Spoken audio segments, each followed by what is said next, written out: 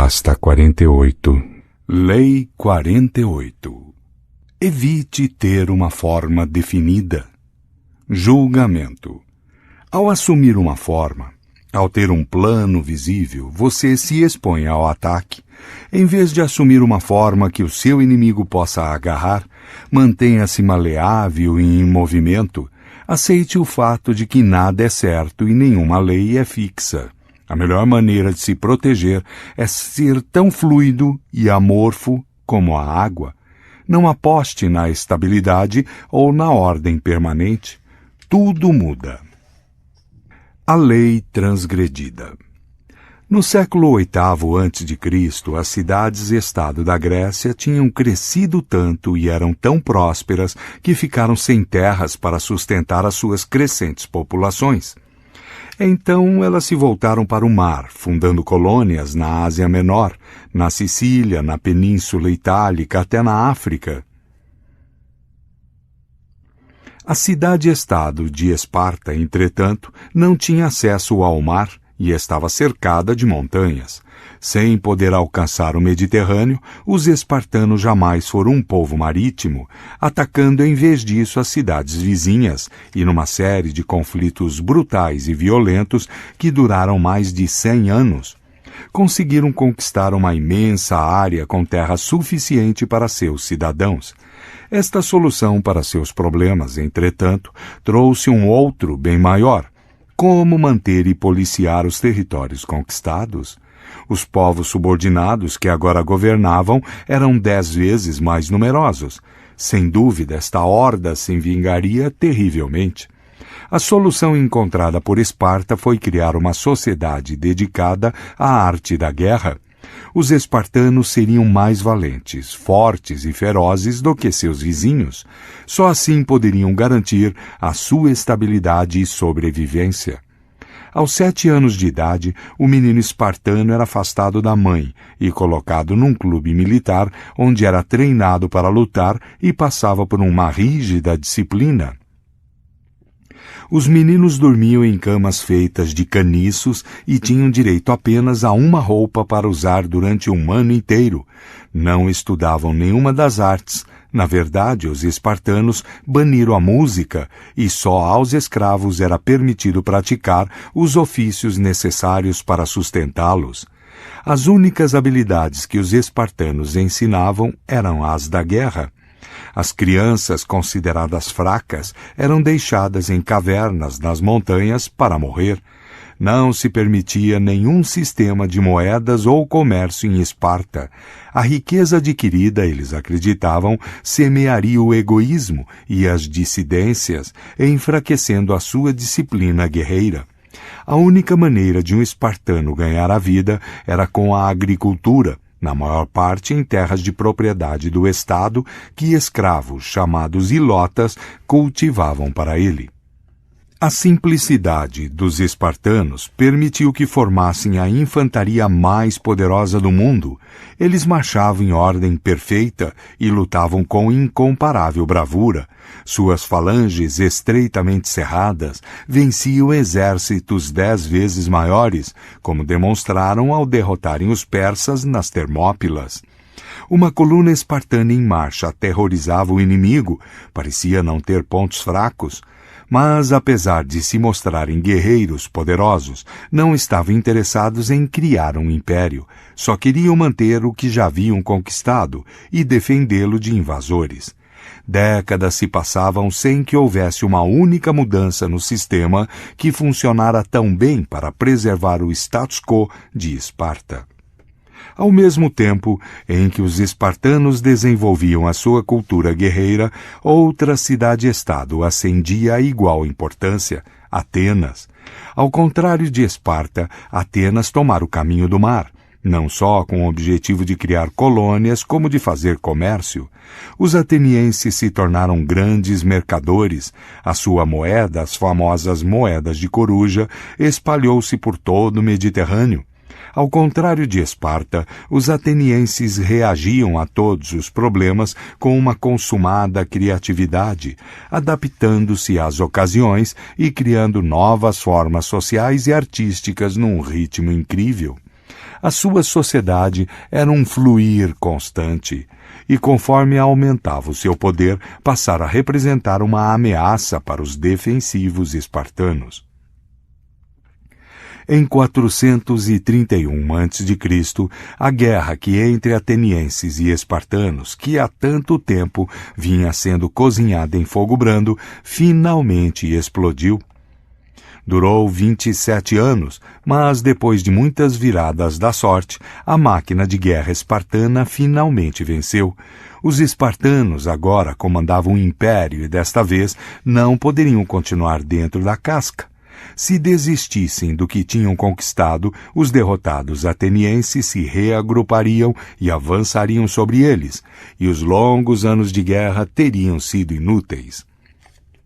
Depois da guerra, choveu dinheiro ateniense em Esparta. Os espartanos tinham sido treinados para o combate, não para a política ou economia, e como não estavam acostumados com isso, a riqueza e seus consequentes estilos de vida os seduziram e dominaram. Os governantes espartanos foram enviados para governar as terras que antes eram atenienses. Longe de casa, sucumbiram às piores formas de corrupção.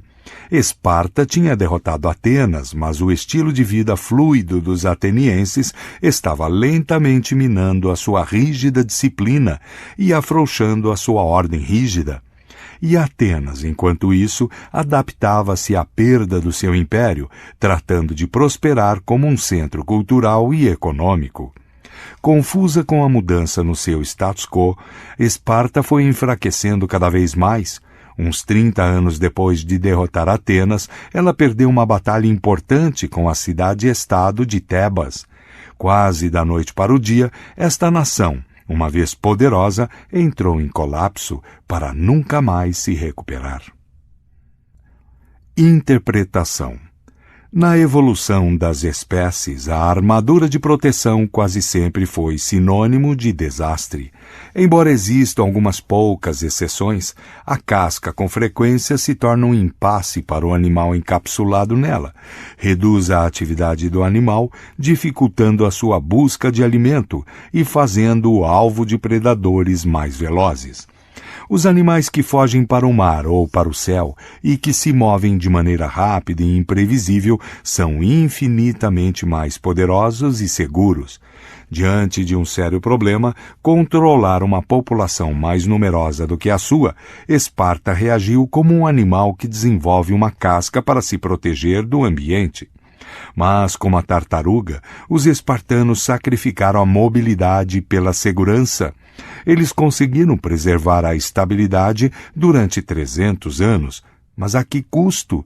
Não tinham outra cultura senão a da guerra, nenhuma arte que aliviasse as tensões, estava em constante ansiedade quanto ao status quo. Enquanto seus vizinhos foram para o mar, aprendendo a se adaptar a um mundo em constante movimento, os espartanos enterraram-se no seu próprio sistema. A vitória significaria novas terras para governar, o que eles não queriam. A derrota seria o fim da sua máquina militar, o que eles também não queriam. Só a estase lhes permitia sobreviver. Mas nada no mundo pode permanecer estável para sempre, e a casca ou sistema que você desenvolve para se proteger acaba sendo a sua ruína. No caso de Esparta, não foram os exércitos de Atenas que a derrotaram, mas o dinheiro ateniense. O dinheiro flui onde existem oportunidades para isso, não pode ser controlado ou forçado a se encaixar num padrão predeterminado. É inerentemente caótico, e a longo prazo o dinheiro fez de Atenas o conquistador ao se infiltrar no regime espartano e corroer a sua armadura de proteção. Na batalha entre os dois sistemas, Atenas foi fluida e criativa o suficiente para assumir novas formas, enquanto Esparta só conseguiu se tornar cada vez mais rígida até se quebrar. É assim que o mundo funciona, seja com animais, culturas ou indivíduos. Diante da severidade dos períodos do mundo, os organismos de qualquer espécie desenvolvem proteções. Um escudo de armas, um sistema rígido, um ritual confortador. A curto prazo pode funcionar, mas com o tempo isso significa desastre. O povo, sobrecarregado por um sistema em um estilo inflexível, não se move com rapidez, não percebe nem se adapta às mudanças, vai se arrastando cada vez mais lentamente até seguirem o caminho do brontossauro. Aprenda a se mover rápido e a se adaptar, ou será devorado. A melhor maneira de fugir a este destino é não assumir formas. Nenhum predador vivo pode atacar o que não consegue ver. A lei observada. Quando a Segunda Guerra Mundial terminou e os japoneses foram finalmente expulsos da China, que tinham invadido em 1937, os nacionalistas chineses, liderados por Chiang Kai-shek, decidiram que era hora de acabar com os comunistas chineses, seus odiados rivais, de uma vez por todas. Em 1935 eles já haviam quase conseguido, forçando os comunistas a empreenderem a longa marcha, a extenuante retirada que reduziu imensamente seus números. Embora os comunistas tivessem de certa forma se recuperado durante a guerra contra o Japão, não seria difícil derrotá-los agora. Eles controlavam apenas áreas isoladas no interior, tinham armas pouco sofisticadas, faltava-lhes experiência militar ou treinamento além dos combates nas montanhas, e não controlavam partes importantes da China, exceto áreas da Manchúria, que haviam conseguido tomar depois da retirada dos japoneses. Chiang decidiu confiar a Manchúria suas melhores forças. Ele tomaria suas principais cidades e dessas bases se espalharia pela região industrial ao norte, varrendo dali os comunistas. Com a queda da Manchúria, os comunistas entrariam em colapso. Em 1945 e 1946, o plano funcionou perfeitamente. Os nacionalistas tomaram com facilidade as principais cidades da Manchúria. Curiosamente, entretanto, a despeito dessa campanha crítica, a estratégia comunista não fazia sentido. Quando os nacionalistas começaram a sua investida, os comunistas se dispersaram para os cantos mais distantes da Manchúria. Suas pequenas unidades atormentavam os exércitos nacionalistas, fazendo uma emboscada aqui, batendo em retirada inesperadamente ali, mas como essas unidades dispersas nunca se juntavam, era cada vez mais difícil atacá-las. Elas capturavam uma cidade só para devolvê-la semanas depois, sem formar retaguardas nem vanguardas. Elas eram como azougue, jamais permanecendo num só lugar, esquivas e sem forma definida. Os nacionalistas atribuíam isto a duas coisas: covardia diante das forças superiores e inexperiência em estratégia. Mao Tse-tung, o líder comunista, era mais poeta e filósofo do que general, enquanto Chiang tinha estudado técnicas de guerra no Ocidente e era discípulo do escritor militar alemão Karl von Clausewitz, entre outros. Mas um padrão acabou se revelando nos ataques de Mao. Depois que os nacionalistas tomaram as cidades, deixando os comunistas ocuparem o que em geral se considerava um espaço inútil da Manchúria, esses começaram a usar aquele grande espaço para cercar as cidades. Se Chiang enviasse um exército de uma cidade para reforçar outra, os comunistas rodeavam o exército libertador. As forças de Chiang foram lentamente se partindo em unidades cada vez menores, isoladas umas das outras, com as linhas de suprimento e comunicação cortadas. O poder de fogo dos nacionalistas ainda era superior, mas, se não podiam se mover, de que adiantava? Uma espécie de terror tomou conta dos soldados nacionalistas. Os comandantes que se encontravam confortavelmente distantes do fronte podiam rir de Mao, mas os soldados tinham combatido os comunistas nas montanhas e temiam a sua indefinição. Agora estes soldados ficavam estagnados nas suas cidades, observando seus velozes inimigos, fluidos como a água, inundando-os por todos os lados. Parecia haver milhões deles. Os comunistas também cercavam o espírito dos soldados, bombardeando-os com propaganda para baixar o seu moral e pressioná-los a desertar. Os nacionalistas começaram a se render mentalmente.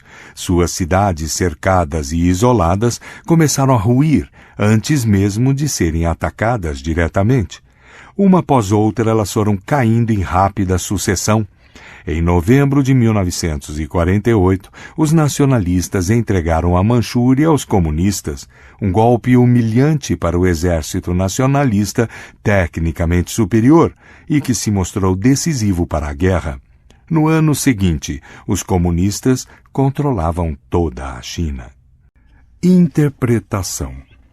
Os dois jogos de tabuleiro que mais se aproximam das estratégias de guerra são o xadrez e o Go, um jogo asiático. No xadrez, o tabuleiro é pequeno. Comparado com o Go, o ataque é feito relativamente rápido, forçando uma batalha decisiva. Raramente vale a pena recuar ou sacrificar suas peças, que devem se concentrar em área-chave. O Go é bem menos formal. É jogado sobre um quadriculado grande com 361 inserções, quase 6 vezes mais posições do que no xadrez. Pedras brancas e pretas, uma cor para cada lado, são colocadas nas intersecções, uma de cada vez, onde você quiser. Depois que todas as suas pedras, 52 para cada lado, estiverem no tabuleiro, o objetivo é isolar as pedras do adversário, cercando-as. Uma partida de Go, chamada na China de Weiqi, pode chegar até 300 movimentos. A estratégia é mais sutil e fluida do que a do xadrez, desenvolvendo-se lentamente. Quanto mais complexo o padrão que as suas pedras inicialmente criarem no tabuleiro, mais difícil para o seu adversário compreender a sua estratégia. Não vale a pena lutar para controlar uma determinada área. Você precisa pensar em termos mais amplos, estar preparado para sacrificar uma área para, no final, dominar o tabuleiro. Você busca não uma posição entrincheirada, mas a mobilidade. Com mobilidade, você pode isolar o adversário em pequenas áreas, para depois cercá-las. O objetivo não é tomar logo as peças do adversário, como no xadrez, mas induzir uma espécie de paralisia e colapso. O xadrez é linear, orientado para posições e agressivo. O Go é não linear e fluido. A agressão é indireta até o fim do jogo, quando o vencedor pode cercar as pedras do adversário em ritmo acelerado. Os estrategistas militares chineses foram influenciados pelo Go durante séculos. Seus provérbios foram várias vezes aplicados à guerra. Mao Tse-tung era viciado em Weiqi e os preceitos desse jogo encontram-se entranhados em suas estratégias. Um conceito-chave de Weiqi, por exemplo, é tirar proveito do tamanho do tabuleiro, espalhando-se em todas as direções para que seu adversário não possa imaginar seus movimentos de uma forma simples, linear. Todo chinês, escreveu Mao certa vez, deveria se lançar conscientemente nesta guerra, como num quebra-cabeça, contra os nacionalistas. Coloque seus homens num padrão de quebra-cabeça no Go e seu adversário se perde tentando imaginar o que você pretende. Ou ele perde tempo correndo atrás de você, ou, como Chiang Kai-shek, supõe que você é incompetente e não está se protegendo. E se ele se concentrar em áreas isoladas, como aconselha a estratégia ocidental, torna-se um alvo fácil para cercar. No estilo de guerra Weiqi, você cerca o cérebro do inimigo, usando jogos mentais, propaganda e táticas que irritam para confundir e desanimar. Esta foi a estratégia dos comunistas, uma aparente informidade que desorientou e aterrorizou o inimigo. Enquanto o xadrez é linear e direto, o antigo jogo de Go está mais próximo do tipo de estratégia que se mostrará relevante num mundo onde as batalhas se travam indiretamente, em áreas vastas e desconexas. Suas estratégias são abstratas e multidimensionais, habitando um plano além do tempo e do espaço. A mente do estrategista. Nesta forma fluida de guerrear, você valoriza mais o movimento do que a posição. A sua velocidade e mobilidade tornam impossível prever seus movimentos. Incapaz de compreendê-lo, o inimigo não consegue definir uma estratégia para derrotá-lo. Em vez de se fixar em determinados pontos, esta forma indireta de guerrear se espalha, assim como você pode tirar proveito da grande e desconecta natureza do mundo real. Seja como o vapor, não dê aos seus adversários nada de concreto para atacar. Observe-os se exaurindo, correndo atrás de você, tentando competir com a sua intangibilidade. Só a intangibilidade permite a você realmente surpreender os seus inimigos. Quando eles descobrem onde você está e o que pretende, já é tarde demais. Quando vocês querem nos combater, nós não permitimos e vocês não conseguem nos encontrar. Mas quando nós queremos combater vocês, garantimos que vocês não fujam e os atacamos categoricamente e os exterminamos. O inimigo avança, nós recuamos. O inimigo acampa, nós hostilizamos. O inimigo se cansa, nós atacamos. O inimigo recua, nós perseguimos. Mao Tse-tung, 1893-1976. As chaves do poder. O animal humano se diferencia por sua constante criação de formas. Raramente expressando suas emoções diretamente, ele lhes dá forma por meio da linguagem ou de rituais socialmente aceitáveis. Não conseguimos comunicar nossas emoções sem uma forma. As formas que criamos, entretanto, mudam constantemente, na moda, no estilo e em todos aqueles fenômenos humanos representando o estado de espírito do momento. Constantemente alteramos as formas herdadas de gerações anteriores, e estas mudanças são sinais de vida e vitalidade. Na verdade, o que não mudamos, as formas enrijecidas, nos lembram a morte e as destruímos. Os jovens mostram isso com bastante clareza, e inconformados com as formas que a sociedade lhes impõe, sem estarem com uma identidade definida, eles jogam com seus próprios personagens, experimentando uma diversidade de máscaras e atitudes para se expressar. É esta vitalidade que mobiliza as formas, criando mudanças constantes de estilo. Os poderosos são quase sempre pessoas que na juventude se mostraram imensamente criativos ao expressar algo novo de uma forma nova. A sociedade lhes concede poder porque tem fome deste tipo de novidade e a recompensa. O problema surge mais tarde, quando frequentemente se tornam conservadores e possessivos.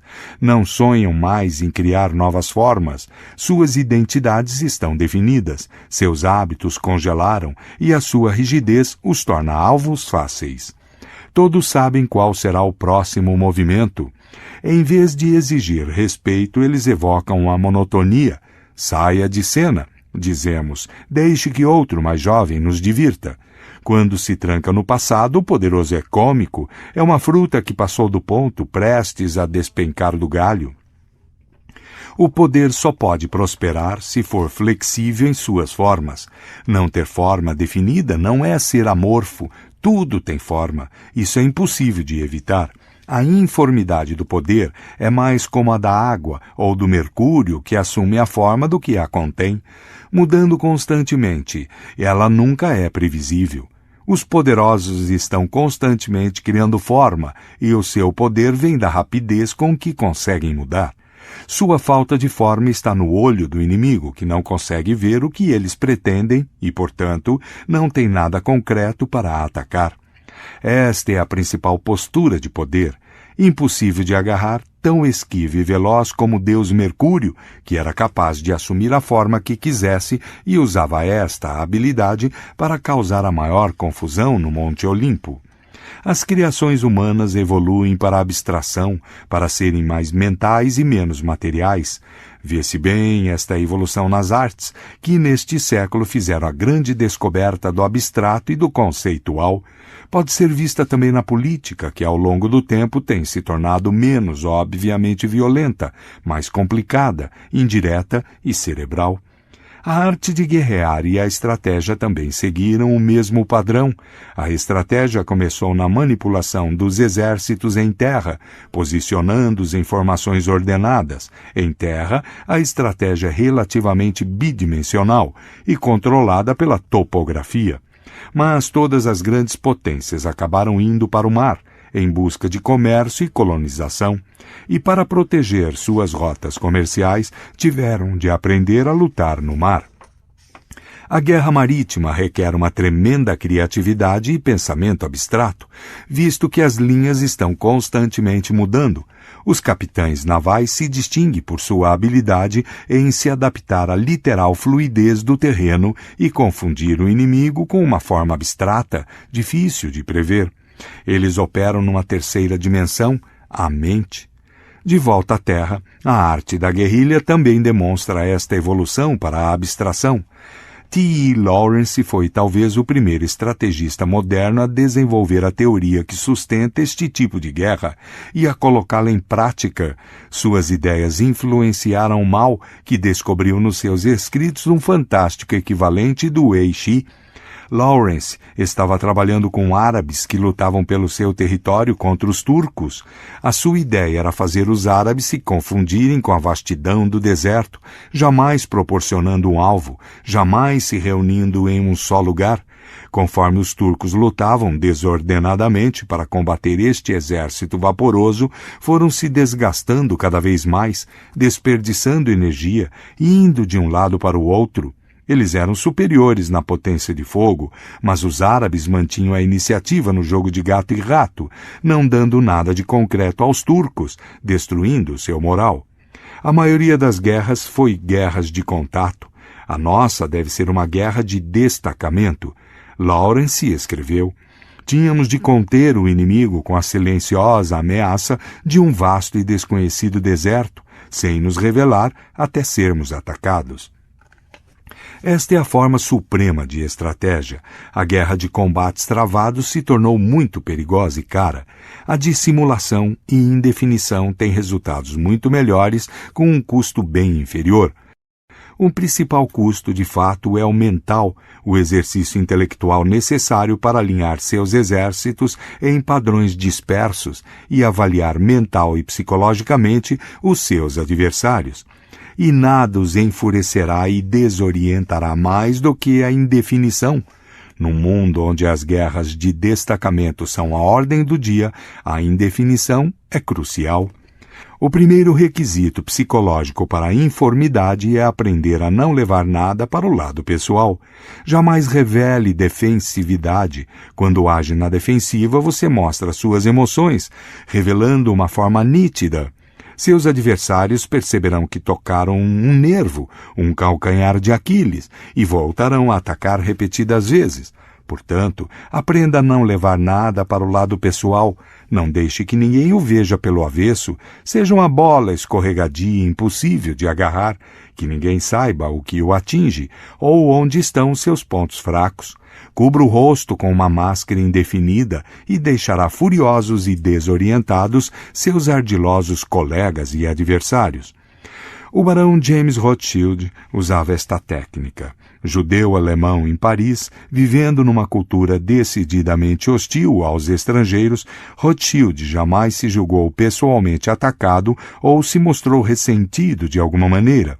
Ele se adaptava ainda mais ao clima político, seja qual fosse, a monarquia rigidamente formal de Luís XVIII, o reinado burguês de Luís Filipe, a Revolução Democrática de 1848, o presunçoso Luís Napoleão, coroado imperador em 1852.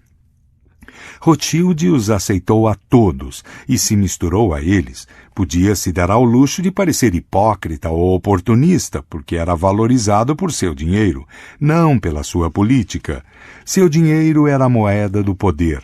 Enquanto ele se adaptava e prosperava, jamais mostrando externamente uma forma, todas as outras grandes famílias que tinham começado o século riquíssimas se arruinaram nas complicadas reviravoltas do destino naquele período. Prendendo-se ao passado, elas revelavam estar submetidas a uma forma. Ao longo de toda a história, o estilo sem forma de governar tem sido mais fervorosamente praticado pela rainha que reina sozinha. A posição da rainha é radicalmente diferente da do rei.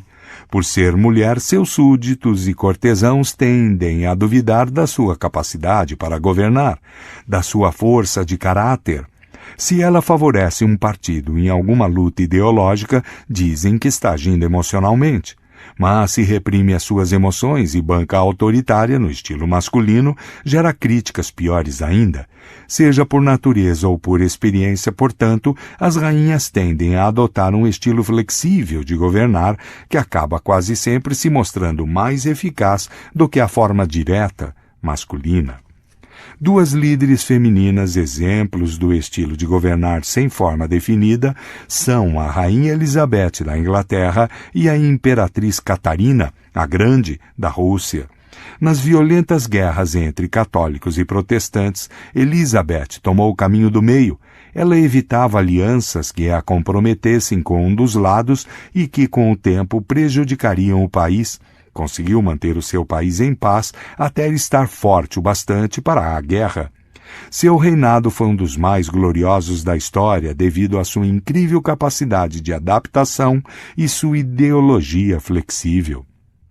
Catarina a Grande também desenvolveu um estilo de governo improvisador, depois de destronar o marido, o imperador Pedro II, e assumir sozinho o controle da Rússia em 1762, ninguém pensou que ela sobrevivesse. Mas ela não tinha ideias pré-concebidas, nenhuma filosofia ou teoria ditando a sua política. Apesar de estrangeira, viera da Alemanha, ela compreendia os humores da Rússia e como eles mudavam com o passar dos anos. Deve-se governar de maneira tal que o povo pense que deseja mesmo fazer o que se lhe ordena que faça, dizia ela. E para fazer isso ela precisava adiantar-se sempre ao que o povo queria e se adaptar às suas resistências. Jamais forçando uma decisão, ela reformou a Rússia num espaço de tempo surpreendentemente curto. Este estilo feminino, sem forma de governar, pode ter surgido como um meio de prosperar em circunstâncias difíceis, mas se mostrou por demais sedutora aos que o serviram. Sendo fluido, torna-se relativamente fácil para os súditos obedecer, pois se sentem menos coagidos, menos dobrados à ideologia do seu governante, e também dá opções enquanto a adesão a uma doutrina as nega.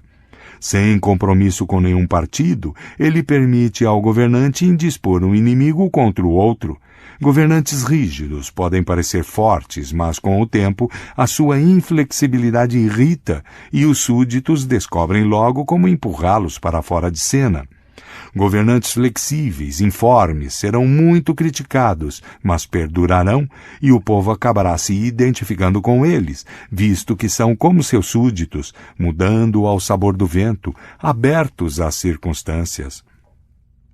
Apesar de aborrecimentos e atrasos, o estilo permeável de poder em geral acaba triunfando, assim como Atenas acabou vencendo Esparta com o seu dinheiro e a sua cultura. Quando se vir em conflito com alguém mais forte, mais rígido, conceda-lhe uma vitória momentânea, aparente estar se inclinando diante da sua superioridade. Depois, lentamente, informe e adaptável, vá se insinuando no seu coração. Assim você os apanhará desprevenidos, pois as pessoas rígidas estão sempre prontas para se defender de golpes diretos, mas são impotentes diante do que é sutil e insinuante. Para ter sucesso nessa estratégia, você deve bancar o camaleão.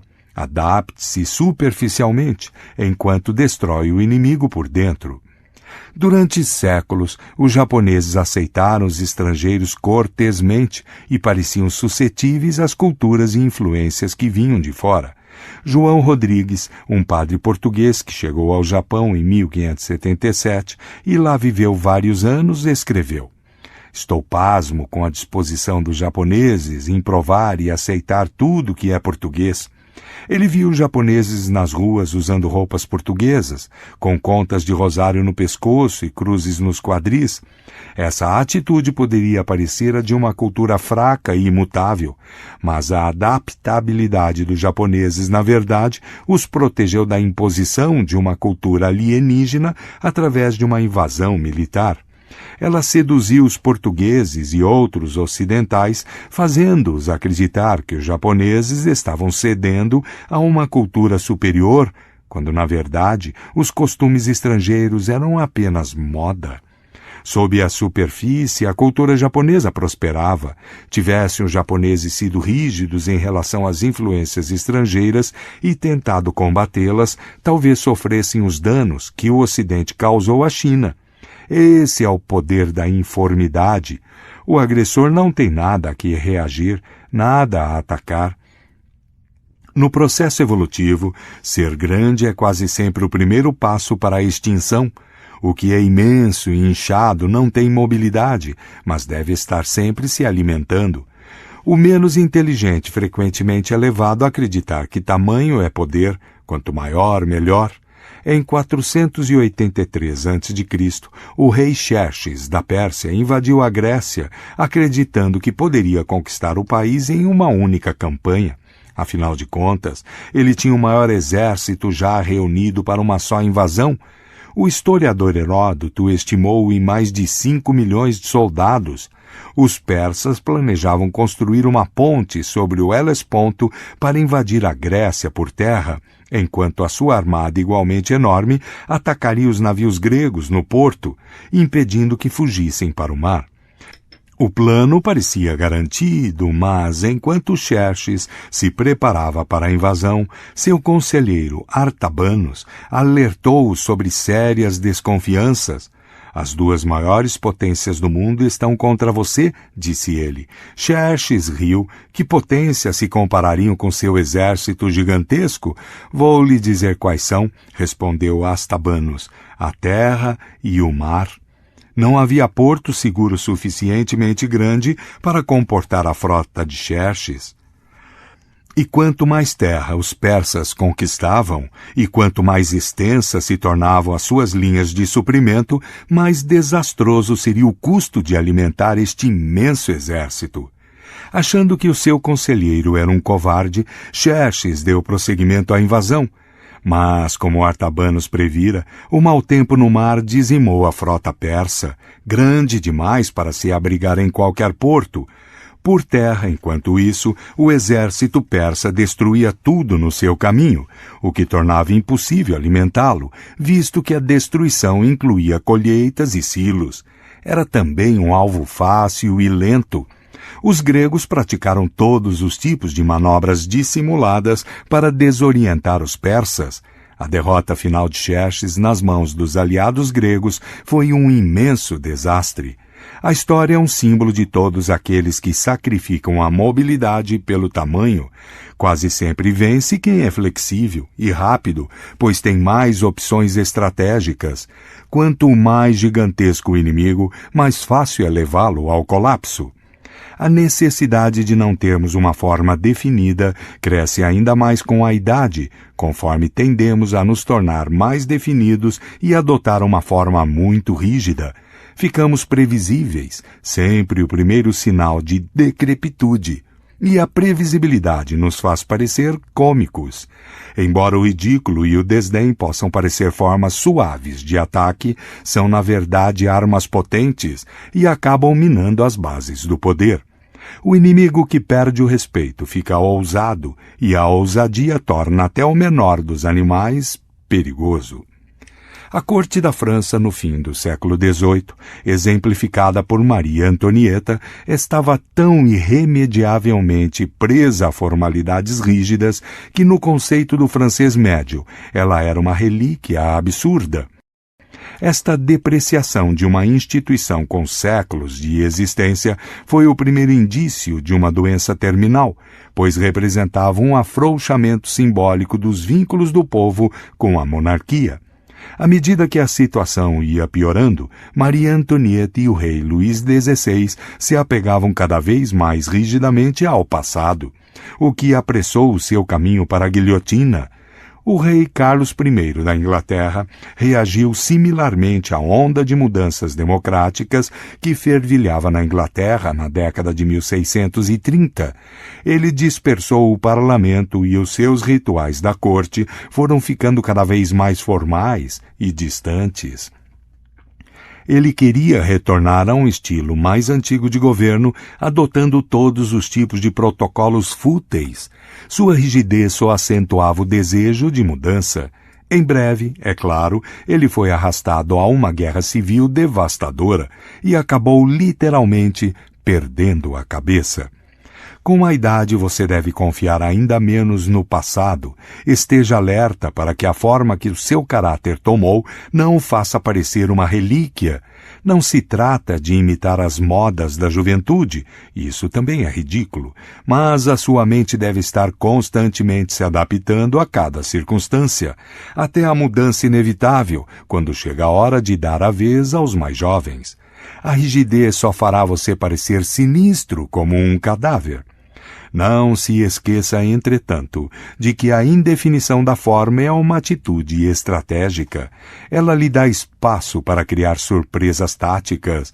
Enquanto lutam para adivinhar qual será o seu próximo movimento, os seus inimigos estarão revelando as suas próprias estratégias, colocando-se em desvantagem. Lembre-se, a forma indefinida é uma ferramenta. Não a confunda com o estilo Maria vai com as outras, ou com resignação religiosa aos reveses da sorte. Você a utiliza não porque ela proporciona harmonia e paz interior, mas porque ela aumenta o seu poder. Finalmente, aprender a se adaptar a cada nova circunstância significa ver os acontecimentos com seus próprios olhos e, com frequência, ignorar os conselhos que as pessoas estão sempre dispostas a dar. Isso significa que você deve jogar fora as leis que os outros pregam e os livros que elas escrevem para lhe dizer o que fazer, e o sábio conselho dos idosos. As leis que governam as circunstâncias são abolidas por novas circunstâncias, escreveu Napoleão, o que significa que é você quem tem de avaliar cada nova situação. Confie demais nas ideias dos outros e acabará assumindo uma forma que não é sua. O respeito excessivo pela sabedoria alheia fará você desvalorizar a sua própria sabedoria. Seja cruel com o passado, especialmente o seu, e não leve em consideração filosofias impingidas de fora para dentro. Imagem. Mercúrio, o mensageiro alado, Deus do comércio, padroeiro dos ladrões, dos jogadores e de todos aqueles que iludem com a velocidade. No mesmo dia em que nasceu Mercúrio, inventou a lira. À noite já tinha roubado o gado de Apolo. Ele percorria veloz o mundo, assumindo a forma que desejasse. Como o metal líquido do qual recebeu o nome, ele personifica o esquivo, o impalpável, o poder da informidade. A autoridade. Portanto, o objetivo da formação de um exército é chegar à informidade. A vitória nas guerras não é repetitiva, mas adapta a sua forma infinitamente. Uma força militar não tem formação constante, a água não tem forma constante. A habilidade de obter a vitória mudando e adaptando segundo o adversário chama-se gênio. Sun Tzu, século IV a.C. O inverso. Usar o espaço para dispersar o seu poder e criar um padrão abstrato não significa desistir de concentrá-lo quando isso lhe for útil. A informidade faz seus inimigos correrem atrás de você, espalhando para todos os lados as suas próprias forças mentais e físicas. Quando você finalmente os reúne, atinge-os com um golpe forte e concentrado. Foi assim que Mao venceu os nacionalistas. Ele partia os exércitos deles em unidades pequenas e isoladas, as quais podia em seguida arrasar facilmente com um forte ataque. A lei da concentração prevalecia. Quando você joga com a informidade, mantenha-se no comando do processo e com a sua estratégia a longo prazo em mente. Ao assumir uma forma e atacar, use concentração, velocidade e poder. Como disse Mao, quando nós o combatemos, nos certificamos de que não possa fugir. Notas. Nas artes marciais, é importante a estratégia ser incompreensível, a forma oculta e os movimentos inesperados, para que não se possa estar preparado para eles. O sucesso de um bom general na vitória depende sempre da sua sabedoria insondável e de um modus operandi sem pistas. Só a falta de forma não pode ser afetada. Os sábios ocultam-se na incompreensibilidade para que seus sentimentos não possam ser observados. Eles operam na informidade para que suas ações não possam ser interceptadas. The Book of the Haoanei Masters, China, século II a.C. O cão com as orelhas cortadas. Que crime cometi para ser assim mutilado por meu próprio dono? Exclamou pensativamente Jowler, um jovem mastim. Que bela condição para o cão com as minhas pretensões! Com que cara vou aparecer diante dos meus amigos? Ó rei dos animais, ou melhor, o seu tirano, quem ousaria tratá-lo dessa forma? Suas queixas não eram infundadas, pois naquela mesma manhã o seu dono, apesar dos ganidos estridentes do nosso jovem amigo, cortou-lhe barbaramente as longas orelhas pendentes. Jowler só queria morrer.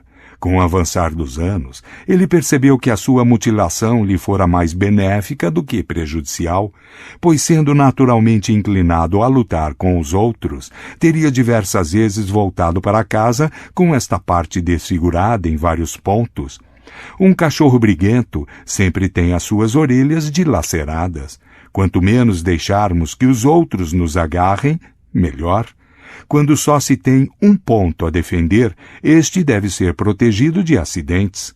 Veja o exemplo de Jowler, que, armado com uma coleira pontiaguda e não tendo mais orelhas do que um pássaro, deixaria um lobo intrigado sem saber onde atacar.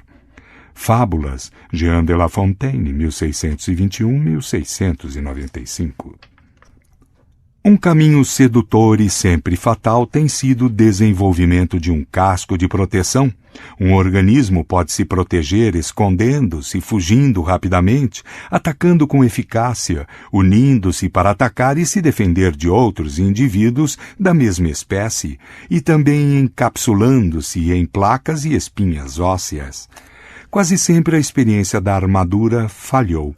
As criaturas que a adotaram tendem a ficar desajeitadas, elas têm de se mover com relativa lentidão, são obrigadas, portanto, a se alimentar basicamente de vegetais, ficando assim, em geral, em desvantagem comparadas com inimigos que se nutrem de alimentos de origem animal mais rapidamente, aproveitáveis. Os sucessivos fracassos da armadura mostram que, mesmo num nível de evolução um tanto lento, a mente triunfou sobre a simples matéria. Este é o tipo de triunfo do qual o homem tem sido o exemplo supremo. Scientific Theory and Religion, E.W. Barnes, 1933. A lebre e a árvore. O sábio não procura imitar os passos dos antigos nem estabelecer padrões fixos que sejam eternos, mas examina o que é da sua época e aí, então, prepara-se para lidar com isso. Havia em Sung um homem que lavrava um campo onde se erguia o tronco de uma árvore. Certa vez, uma lebre, correndo veloz, esbarrou no tronco, quebrou o pescoço e morreu. O homem então largou o arado e ficou observando a árvore, esperando conseguir uma outra lebre, mas não conseguiu nunca outra lebre e foi alvo dos risos do povo de Sung. Ora, supondo que alguém quisesse governar o povo na era atual com as políticas dos primeiros reis, estaria agindo exatamente como o homem que ficou observando a árvore. Han Fei-tzu, filósofo chinês, século III a.C. O general Rommel superou Patton em inteligência criativa. Rommel evitava o formalismo militar. Não tinha planos fixos além dos pretendidos para o embate inicial. A partir daí, ele montava suas táticas para enfrentar as situações específicas conforme elas iam surgindo. Era rápido como um relâmpago na hora de decidir, mantendo-se fisicamente no mesmo ritmo da sua atividade mental. Num mar de areia ameaçador, ele operava num ambiente livre. Depois de romper as linhas britânicas na África, toda a parte norte do continente se abriu para ele. comparativamente livre da autoridade incapacitante de Berlim, desrespeitando ordens até do próprio Hitler, ocasionalmente, Rommel implementou uma operação vitoriosa após outra até ter quase todo o norte da África sob seu controle e o Cairo tremendo aos seus pés. The Art of Winning Wars, James Mahazek, 1968. Armadura de caráter. Para colocar em prática a inibição instintiva exigida pelo mundo moderno e aguentar a êxtase de energia resultante desta inibição, o ego tem de sofrer uma mudança. O ego, isto é, aquela parte da pessoa que se expõe ao perigo, enrijece, como dizemos, se submetida continuamente aos mesmos ou semelhantes conflitos entre a necessidade e um mundo exterior atemorizante. Ele adquire neste processo um modo de reação crônico automático, isto é, o seu caráter. É como se a personalidade afetiva se colocasse dentro de uma armadura, como se a cascadura que ele desenvolve tivesse a intenção de desviar e enfraquecer os golpes do mundo exterior, assim como o clamor de necessidades interiores. Esta armadura torna a pessoa menos sensível ao desprazer, mas também restringe a sua motilidade libidinosa e agressiva para as conquistas e o prazer. Dizemos que o ego se tornou menos flexível e mais rígido e que a habilidade para regular a economia de energia depende da extensão da armadura. Wilhelm Reich, 1897-1957. Fim de notas.